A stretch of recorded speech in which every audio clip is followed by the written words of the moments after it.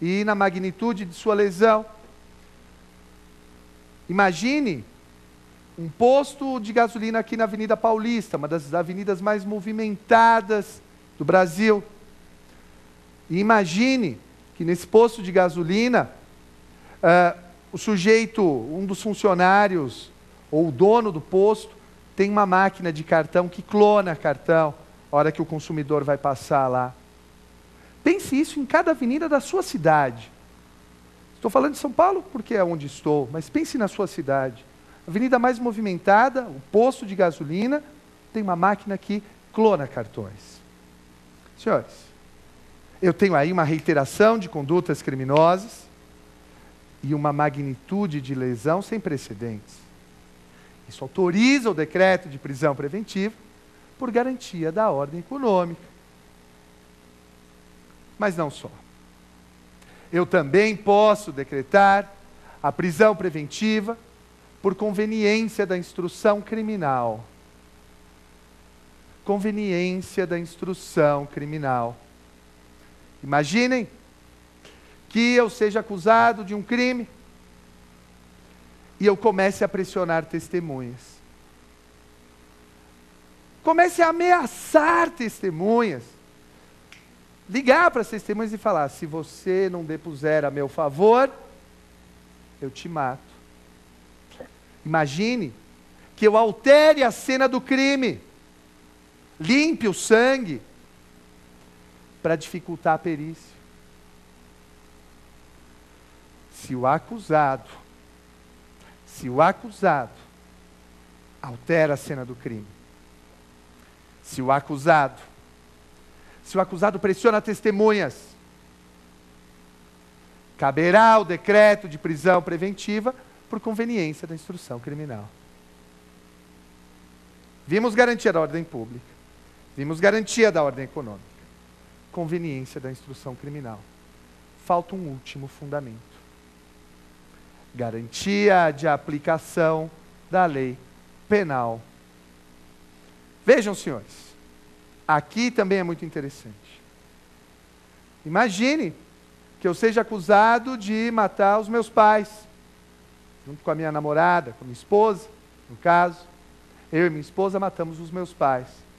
E surgem indícios concretos de que eu estou fugindo para um país qualquer, sei lá, Alemanha. Fliege nach Deutschland, eu vou voar para a Alemanha. Veja, se há indícios concretos de que eu vá fugir, pode ser decretada a minha prisão preventiva para garantia de aplicação da lei penal. É muito importante que compreendam esse tema. Se houver uma indicação concreta de fuga, aí é possível, sim, decretar a minha prisão preventiva por garantia de aplicação da lei penal. Mas entendam um detalhe, entendam uma coisa.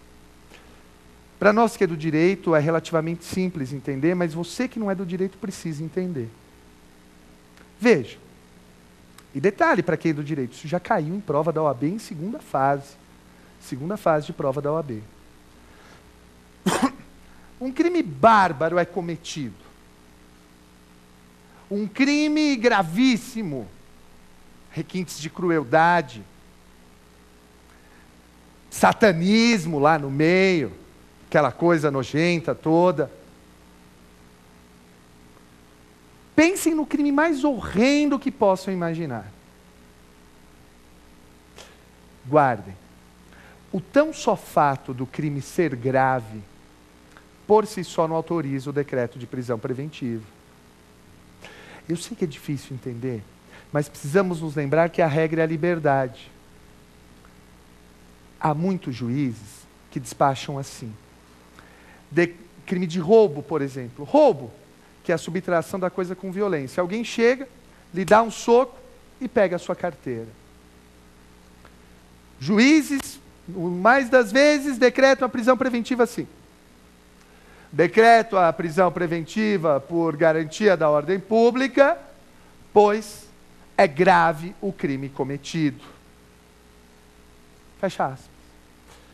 A jurisprudência do Supremo Tribunal Federal é clara. Não se pode decretar a prisão preventiva baseado tão somente na gravidade em abstrato do delito.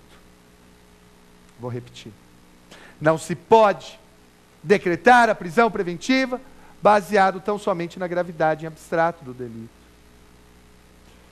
O juiz tem que fundamentar. É a maior garantia para as partes, é a fundamentação. Está no artigo 93(9) da Constituição. Sabe aquilo que eu falei agora há pouco? Garantia da ordem pública, ordem econômica, conveniência da instrução e garantia de aplicação da lei penal? O juiz tem que indicar por que está violando a ordem pública. Por que está violando a garantia da instrução criminal? Veja, olha aqui para mim, presta atenção. Eu, juiz, quando decreto a preventiva, eu tenho que escrever assim: decreto a prisão preventiva por garantia da instrução criminal. Por conveniência da instrução criminal. Ponto. Isto porque há provas nos autos de que os acusados estão manipulando a prova, de que os acusados estão pressionando testemunha, conforme folhas tais e tais do processo. Eu preciso disso. Eu preciso indicar concretamente. Porque se eu não indicar concretamente, não cabe prisão preventiva. Não basta repetir a letra da lei. Lembra, liberdade é um dos valores supremos do Estado Democrático de Direito. E a gente sabe, cadeia por si só não quer dizer nada. Não resolve nada. Se resolvesse, a gente não teria esse estado de coisas. Mas além disso, além desses fundamentos, eu não posso decretar a prisão preventiva para qualquer pessoa. Tem que ter comprovado nos autos, indícios suficientes de autoria e prova da materialidade. Vou repetir. Indícios suficientes de autoria e prova da materialidade. Vamos nos deter um pouquinho sobre esses dois requisitos. O que são indícios suficientes de autoria? É difícil quantificar. Particularmente, o problema, na minha opinião, está no suficientes. O que são indícios suficientes? Porque ora o código fala indícios suficientes, ora fala só indícios, ora fala indícios razoáveis. Como se existisse um indíciozão, indíciozinho. Não. Indício é aquela fumaça. Aquela coisa que o juiz cheira o processo e fala, poxa, pode ter sido esse sujeito. Indício. Além disso, tem que ter prova da existência do crime.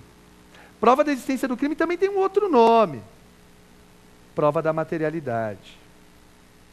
Para a prisão preventiva, tem que ter indício suficiente de autoria e prova da materialidade delitiva. Tudo bem? Ok? Agora veja. Condições de admissibilidade, artigo 313 do Código de Processo Penal.